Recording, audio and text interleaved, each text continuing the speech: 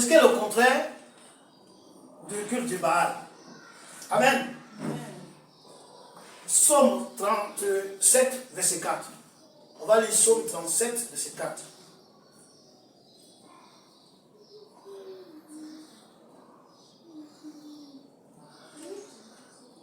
Psaume 37, verset 4. Rapidement. Tu lis la parole? Ouais. La Bible dit, fais de l'Éternel tes délices, et il te donnera ce que ton cœur désire. Recommande ton sort à l'Éternel, mets en lui ta confiance, et il quoi? Agira. Donc Dieu, ce qu'il veut, est que d'abord tu le cherches lui. Tu fais de lui tes délices. C'est-à-dire que le fait de le chercher, le fait de le chercher dans les prières, dans la méditation, dans les jeûnes, Dieu veut que cela ne soit pas comme un truc pénible, comme un travail, mais au contraire que ce soit pour toi un délice. Amen. Et quand tu l'as trouvé, et que tu fais de lui un délice, lui va s'élever pour t'accorder ce que ton cœur désire. Amen. Tu vas lui recommander ton sort. Dis, Seigneur, voici ma vie, je suis célibataire. Seigneur, je suis au chômage. Seigneur, je veux voyager. Tu lui recommandes son sort. Et il va faire quoi? Il va agir. Mais quand tu lui recommandes ton sort, il faut mettre en lui ta confiance. Tu vas dire, Seigneur, je cherche à me marier. Mais tu n'as pas confiance que lui peut te donner un mari. Ou bien peut te donner une femme. Seigneur, il veut voyager. Mais tu n'as pas confiance que lui peut te donner un visa. Alors il pourra rien faire. Mais si tu mets en lui ta confiance, alors il agira. Donc, c'est ça l'évangile. Cherchez Dieu premièrement.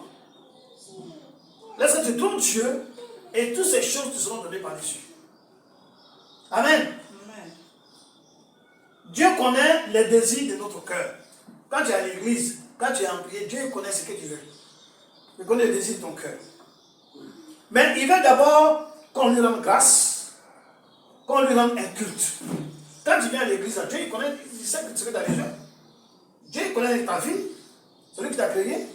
Lui, il connaît le plan qu'il a fait pour toi. Et il connaît les difficultés du moment que tu traverses. Il connaît ça. Mais lui veut d'abord que tu lui rendes grâce pour ta vie et tu lui rendes un culte. Un culte qui lui est agréable. Alors, tu peux s'élever et t'accorder ce que tu veux.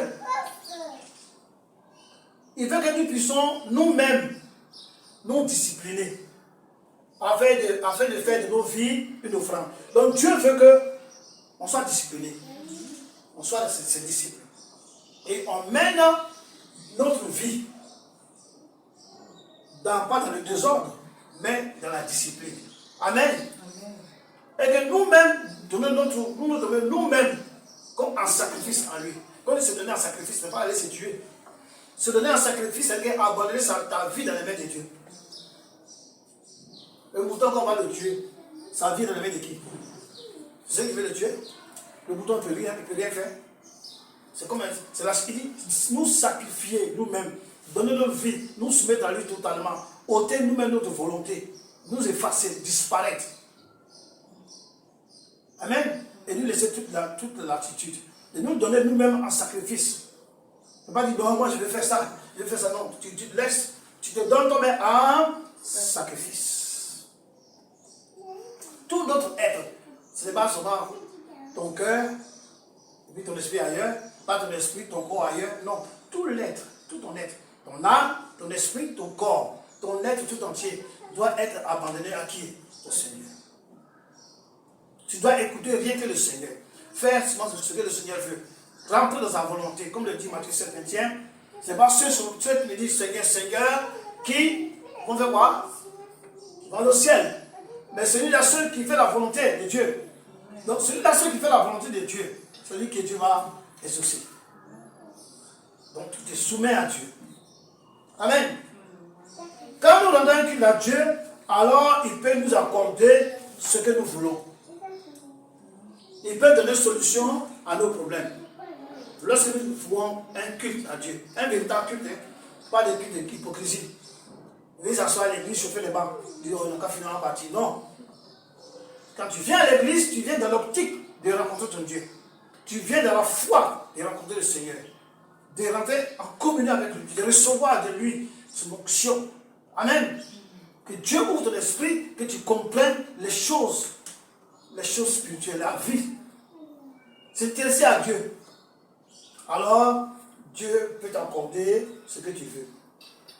Il peut donner solution à ta vie. Romains 12, verset 1. On va lire Romains 12, verset 1. Romains 12, verset 1.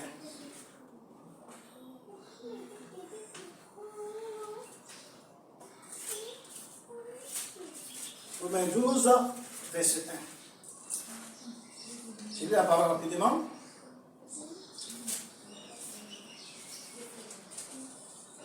Je vous exhorte donc, frères,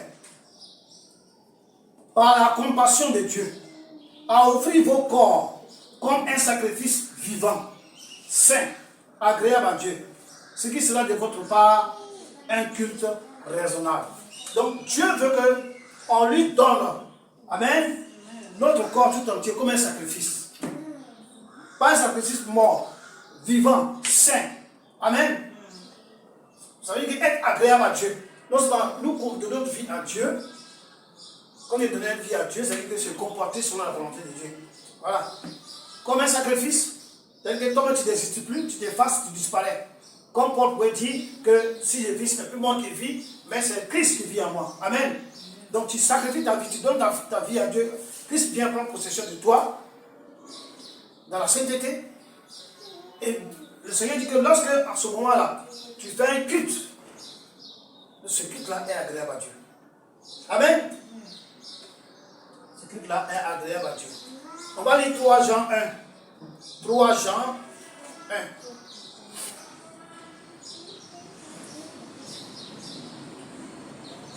3 Jean 1. 3 Jean, verset 1. Amen. 3 Jean 1, 3 Jean 1, verset 2. 3 Jean 1, verset 2. Amen.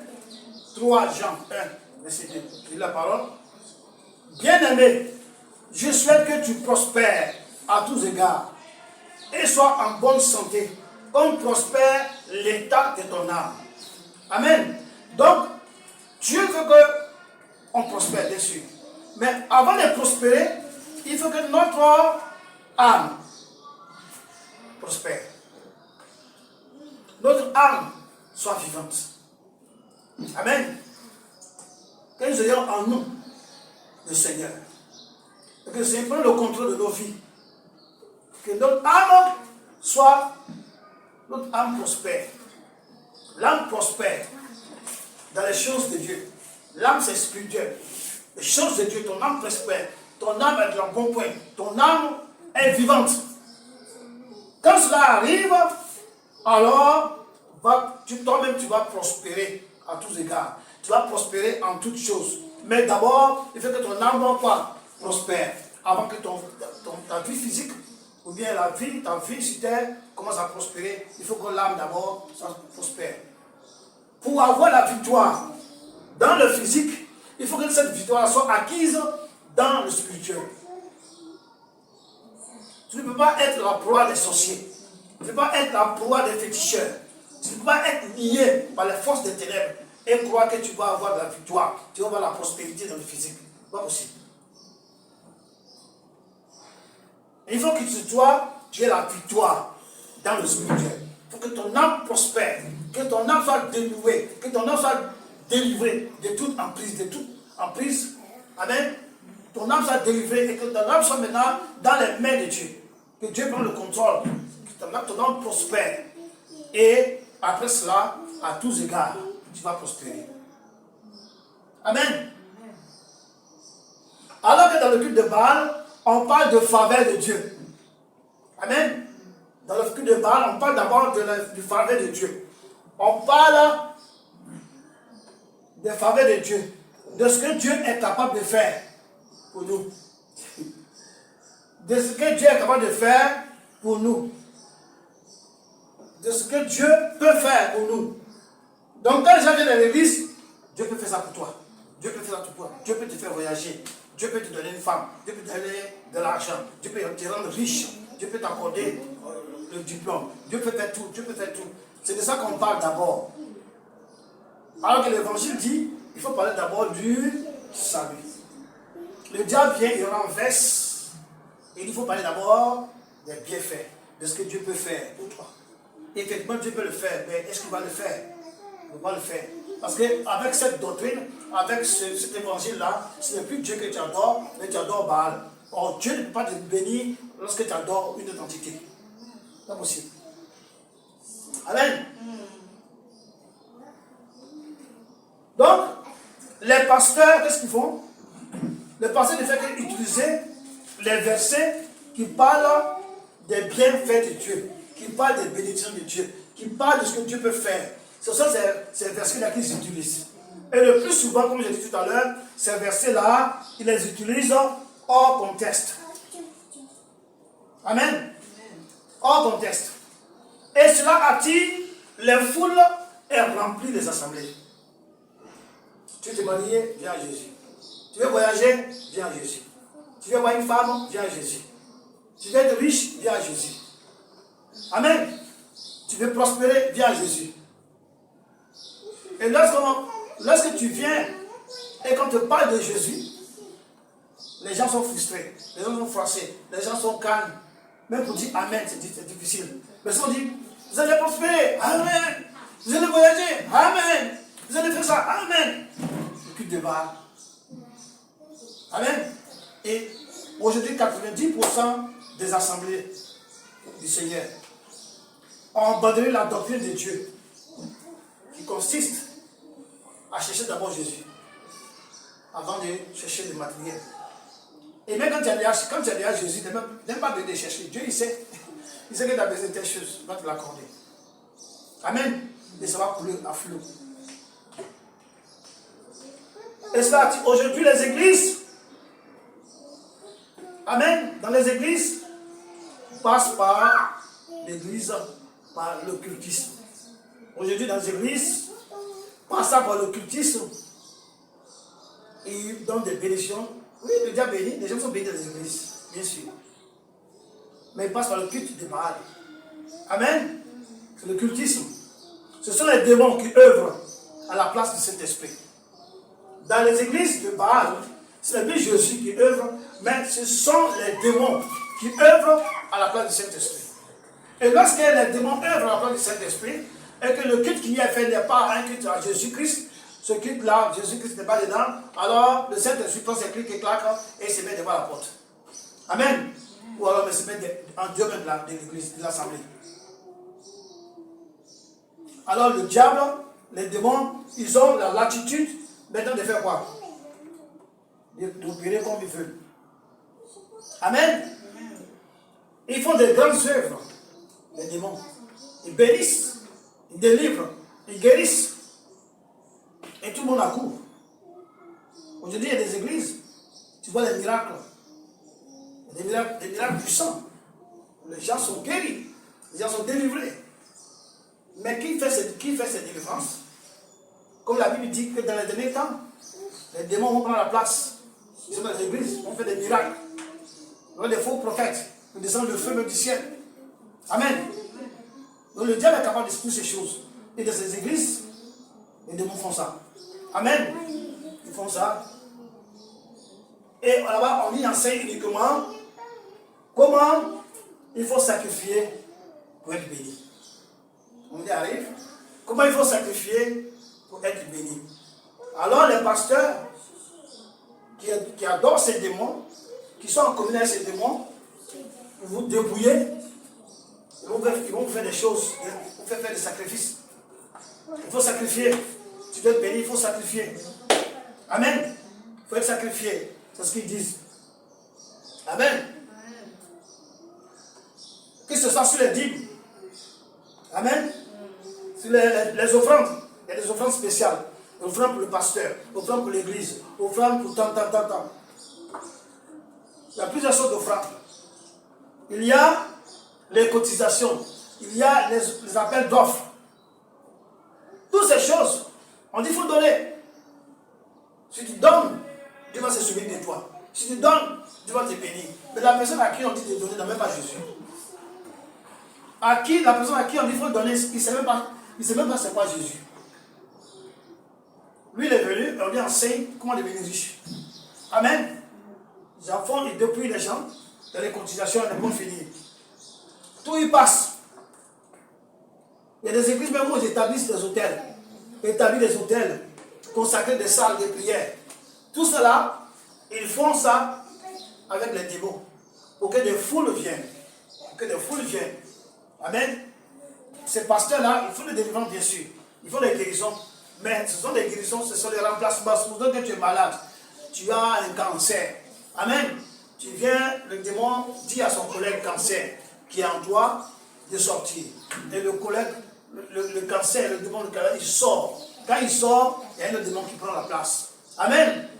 Et tu sens plus le cancer, tu dis, ah l'homme il est fort. Mais c'est juste pour un temps. Amen.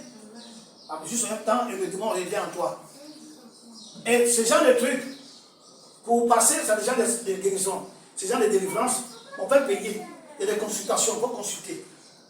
Donc c'est 50 000 francs, donc c'est 15 000 francs, donc c'est CFA bien sûr. Amen. Donc, les gars cotisent. Pour aller voir le pasteur, d'abord, il faut donner 50 000. Prends rendez-vous avec lui. Et le jour de la délivrance pour la prière, tu dois donner quelque chose encore. Ça, c'est le cul de balle. On dit, c'est béni, il faut donner. Il faut sacrifier. Donc les gens sacrifient pour être bénis, sacrifient pour avoir des maris, pour avoir des femmes. Amen. Il y a aussi les vêtements que les gens portent dans l'église. Les pasteurs portent des vêtements. On demande aussi aux fidèles de porter des vêtements, tel vêtement. Il y a aussi telle couleur. Il dit aujourd'hui l'église doit s'habiller en tout blanc. Amen. Ça c'est la cabale juive. Aujourd'hui tout blanc. Ah, demain la semaine prochaine tout jaune. L'autre semaine encore tel temps. Les couleurs représentent des démons. Quand on dit par exemple aujourd'hui il faut porter tout jaune, ça représente un démon qui va venir opérer ce jour-là dans l'église. La semaine prochaine, vous portez tout blanc, ça représente aussi un autre démon qui va venir opérer. Et ils appellent ça des anges. Amen. Des 112 anges. Des 112 anges. Ça, ce sont des démons. Amen. Il n'y a pas que d'anges. Les anges sont au service de Dieu. C'est Dieu qui envoie les anges, soit pour veiller sur nous, soit pour nous protéger, soit pour nous annoncer quelque chose, et puis ils retournent. Les anges ne restent pas là pour travailler. C'est le Saint-Esprit qui travaille. C'est le Saint-Esprit qui œuvre maintenant. Dans l'Assemblée de Dieu, c'est le Saint-Esprit. Amen. Et tous ceux qui sont dans l'Assemblée sont censés avoir le Saint-Esprit. Pas seulement le pasteur, pas seulement l'évêque ou bien l'évangéliste ou le prophète. Tout le monde est censé, dans l'Assemblée des saints, tout le monde est censé avoir le Saint-Esprit. Tout le monde est censé avoir le discernement. Mais dans l'Assemblée de Baal, les gens n'ont pas besoin du Saint-Esprit. Ils ont besoin du matériel, ils ont besoin de la bénédiction, ils ont besoin du voyage et du mariage. Ils n'ont rien à faire avec le Saint-Esprit. Alors celui qui est là, leur fait faire des choses pour qu'il soit béni. Bien sûr, par le bien de qui? De Baal. Amen. Donc de nos jours, très peu cherchent Dieu. Aujourd'hui là, très peu de chrétiens, très peu de personnes cherchent Dieu. Tout le monde cherche quoi? Le matériel. Tout le monde cherche quoi? La richesse. Amen. Et les pasteurs qui sont riches, les prophètes qui sont riches, les évangélistes qui sont riches, qui ont des villas, qui ont des voitures luxueuses, qui ont des avions, qui ont des jets, ce sont ces pasteurs-là qui ont plus de quoi? Qui ont plus de fidèles. Pourquoi? Ils se disent que le gars est riche. En allant dans son église, il pourra transmettre cette richesse-là. Et ils sont aussi riches. Mais ils ne savent pas quel pacte il a fait, quel lien il a tissé avec le diable pour être riche. Amen. Sur cette terre, il y a deux personnes qui rendent riches. Il y a Dieu qui rend riche et il y a le diable qui rend riche. Et la Bible dit que la richesse de Dieu n'est suivie d'aucun chagrin. Mais la richesse du diable, il y a toujours quelque chose à faire. Le diable va te demander de faire quelque chose pour être riche. Quand tu fais ces choses pour être riche, tu deviens riche. Le diable ne te laisse pas. Il te poursuit toujours. Un autre jour te demande autre chose. Ainsi de suite, ainsi de suite. Et nous connaissons beaucoup de personnes aujourd'hui qui sont riches, mais qui regrettent d'être allés dans ces églises il regrette d'avoir fait ses sacrifices, il regrette d'avoir pactisé avec l'ennemi, et aujourd'hui les âmes sont en souffrance. Ils ont de l'argent, ils ont des biens, mais ils souffrent dans leur être intérieur. Eux-mêmes savent que à leur mort, ils vont aller. Amen. Quand j'étais à Abidjan, j'avais un ami qui, son père était riche. Tout le monde était riche, il avait des immeubles partout. Amen. Mais le Seigneur m'a montré, mauvais les yeux. Et le monsieur de mon ami a dit que son père, chaque jour pleure. Chaque fois qu'il est malade, il pleure. Parce qu'il sait que s'il meurt, il va aller au feu. Il dit, mais pourquoi tu peux dire des choses comme ça? Il dit, parce que mon père a fait, il m'a dit ce que son père a fait. Des pactes avec le diable. Amen. Et chaque 2 ans, le diable demande quelque chose. Chaque 2 ans, il demande quelque chose. Il a dit de donner, s'il ne donne pas, il va mourir. Et chaque fois qu'il veut refuser, quand il retarde de donner ce que le diable fait, il tombe malade. Et le jour que ma fille a commencé à pleurer, il est allé à l'hôpital, à la clinique. Pisa, à Abidjan, Côte d'Ivoire. Quand le vieux ma fille a commencé à pleurer, tout ça, il a dit, mais ça, je peux rien faire pour toi. Il peut prier pour toi pour que la mort s'éloigne. Mais pour que ces démons-là te quittent, il faut que toi-même tu les abandonnes. Tu dois te repentir, chercher la délivrance. Mais il a tellement de biens. Il a tellement de biens, il ne peut pas. Donc il est lié par les biens. Son cœur est pris par les biens, par la richesse. Il est tellement riche. Mais lorsqu'il est malade, il pleure. Parce qu'il sait qu'il va aller en enfer. Et beaucoup comme ça sont riches, mais souffrent.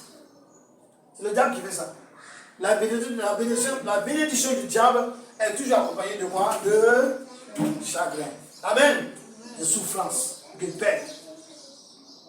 Donc c'est comme ça. Donc de nos jours, très peu cherchent Dieu. Très peu cherchent le salut.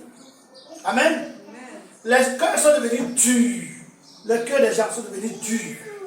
À cause de la méchanceté. Les cœurs des gens sont devenus durs à cause du matériel, à cause de l'argent. Il n'y a pas de pitié aujourd'hui. Même dans l'église, il n'y a pas de pitié. Si un frère commence à prospérer, le cœur commence à se raidir contre lui.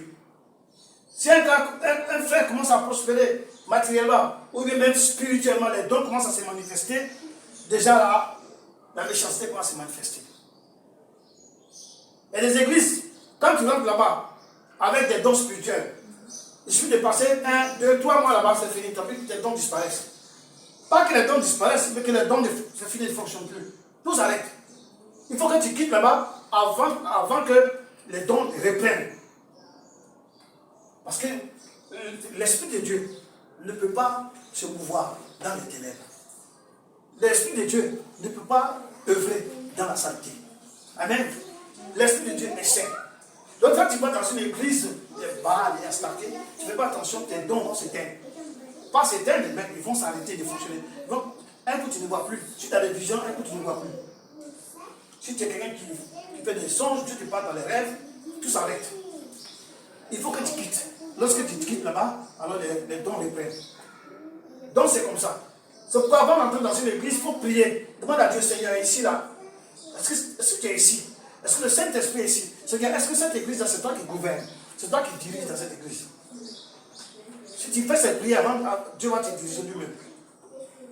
90% des églises de ce jour, que ce soit en Europe, en Afrique, aux États-Unis, partout, c'est comme ça.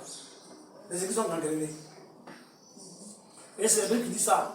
Il dit à la fin des temps, les gens vont abandonner la foi. Amen. Ils vont abandonner la foi. Ils vont s'attacher à des démons. À cause de quoi? L'argent. C'est ça qu'il s'agit. Amen.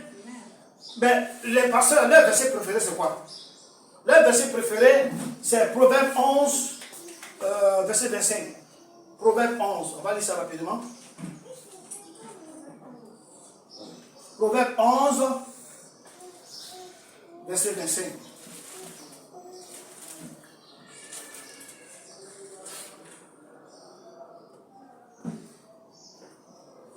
Amen.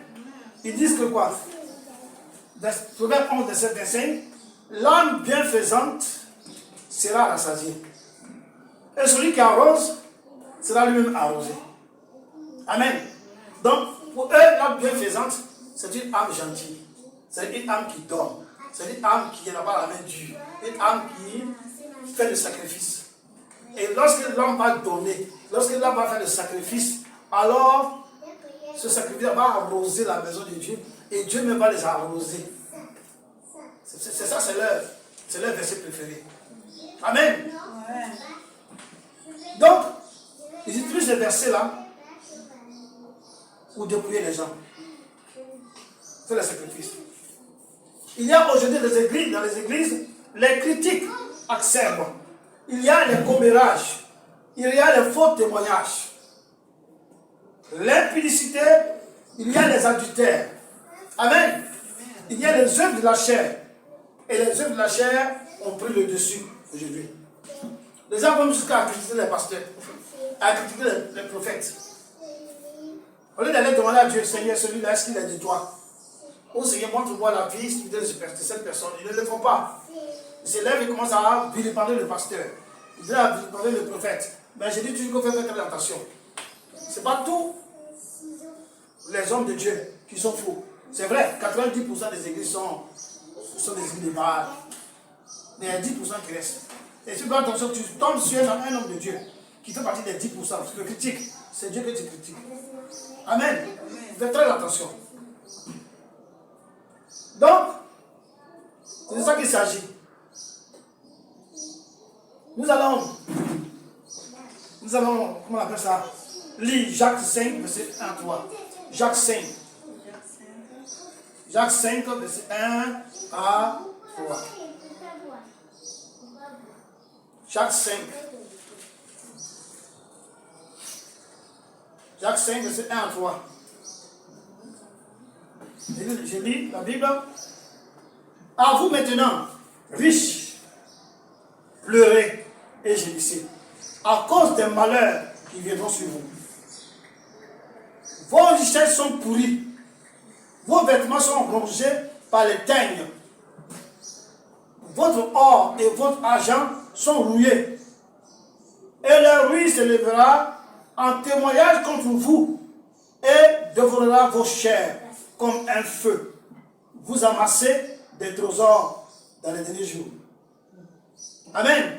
Voici le salaire des ouvriers qui ont moissonné vos champs et dont vous avez frustré. Crie! Et les cris des moissonneurs sont parvenus jusqu'aux oreilles du Seigneur des armées. Donc Dieu dit, les gens qui cherchent la richesse de sans Jésus, bien sûr. Les gens qui viennent à l'église, mais les gens qui sont dans ces églises, dans des bars à stater, qui font la promotion de l'évangile de la prospérité, c'est vrai, ils vont voir la prospérité, ils seront riches. Mais qu'est-ce que le Seigneur dit? Il dit, vous allez pleurer. Il dit, vous allez gémir à cause des malheurs qui viendront sur vous. Vaut mieux être riche dans le Seigneur qu'être riche dans Baal Astaté. Parce que le Seigneur dit que ces personnes vont gémir, que ces personnes vont pleurer. Faites très attention. La richesse n'est pas mauvaise. L'argent est la clé à beaucoup de choses, toutes choses. Mais l'argent qui vient de Dieu, la bénédiction matérielle qui vient de Dieu, la richesse qui vient de Dieu, que Dieu te donne lui-même, il dit que cette bénédiction-là, il n'y a pas de problème, il n'y a pas de chagrin. Tu vas profiter de cette bénédiction-là, toi et ta famille, tes enfants, tranquille. Et bien sûr, tu vas donner aussi aux frères, aux sœurs, à l'église, tu vas faire des dons. En cela, tu vas augmenter.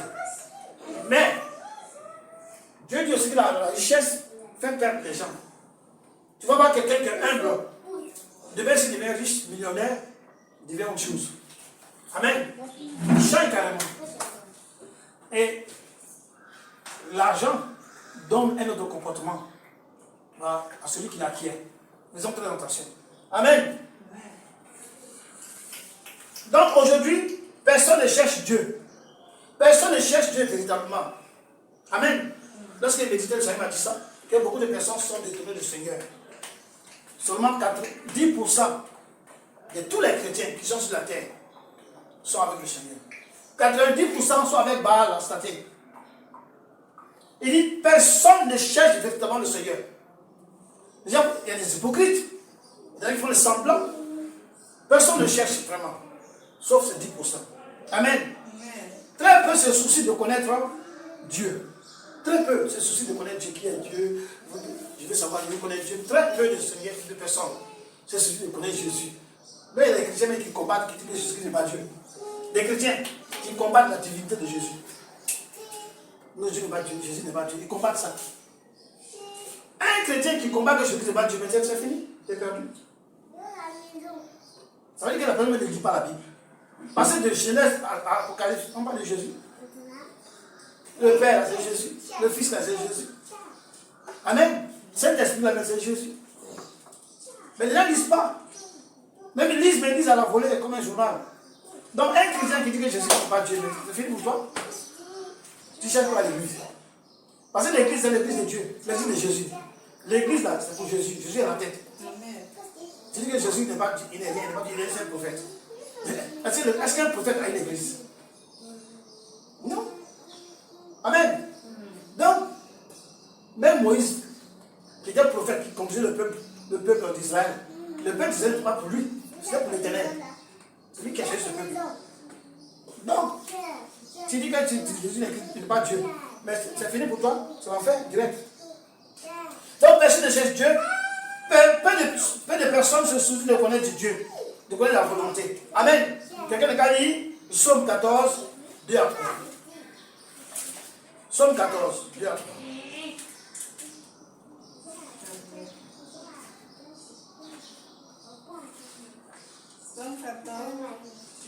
Psaume 14, 2 à 3. Et il trouve livre.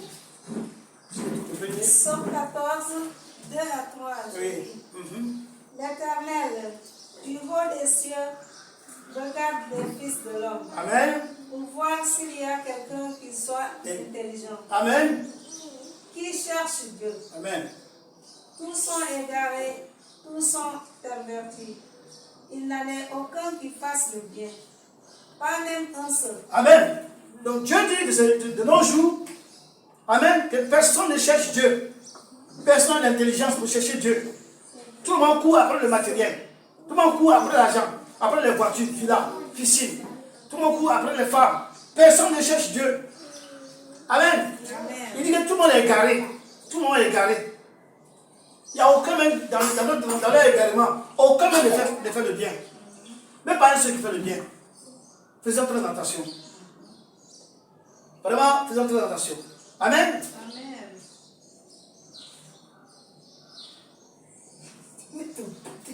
Amen. Donc, personne ne cherche Dieu vraiment. Donc, frères et sœurs, sortons de ces assemblées. Sortons de ces assemblées. Quittons au milieu d'eux et cherchons la face de Dieu pour notre salut. Quittons le milieu de Baal Astarté et son assemblée. Cherchons Jésus-Christ. Amen. Cherchons notre Dieu pour notre salut. Parce que tout va passer. Même la fortune, ça va passer. Même la vie, ça passe. Tu nais, tu grandis, tu es vieux et tu meurs. La vie passe. Ça ne sert à rien d'avoir tout l'or de ce monde. Et puis quand tu meurs, tu vas l'enfer brûler pour éternellement. Cherchons Jésus-Christ. Amen. Le matériel là, c'est important, mais la vie éternelle est plus importante. Amen. Sortons de là. Cherchons Dieu. Quittons au milieu d'eux et cherchons la face de Dieu, notre Seigneur. Quand les temps sont quoi? Finis. Les temps sont finis, hein. Voilà. Nous, à notre période là, c'est fini. Les temps sont finis. Lèvons-nous avant qu'il ne soit trop tard. Lèvons-nous avant qu'il ne soit trop tard. Amen. On va lire le dernier verset. 2 Corinthiens 6. 2 Corinthiens 6, 7. 2 Corinthiens 6. 2 Corinthiens 6. 2 Corinthiens 6.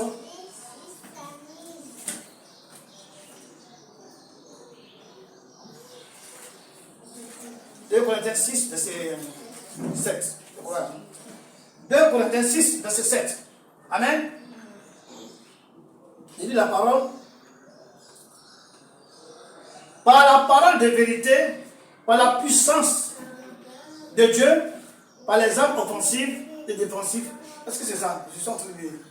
2 Corinthiens 6, verset 17. 17, pardon. 2 Corinthiens 6, verset 17. Amen.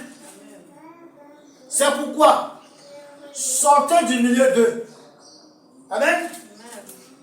Et séparez-vous, dit le Seigneur. Ne touchez pas à ce qui est impur, et je vous accueillerai. C'est la fin des temps. Dieu dit de quitter au milieu de ces personnes-là. Ne pas toucher à ce qui est impur. C'est vrai, ils sont là-bas, avec Baal Astarté. Ils cherchent l'argent, ils sont bénis, ils ont des voitures, des véhicules, des jets. C'est bien. Mais, ils ne sont pas accueillis par Dieu. Et Dieu nous dit de ne mettre pas de quitter les dames. Afin que Dieu nous accueille dans son royaume. Amen. Que Dieu nous bénisse. Merci.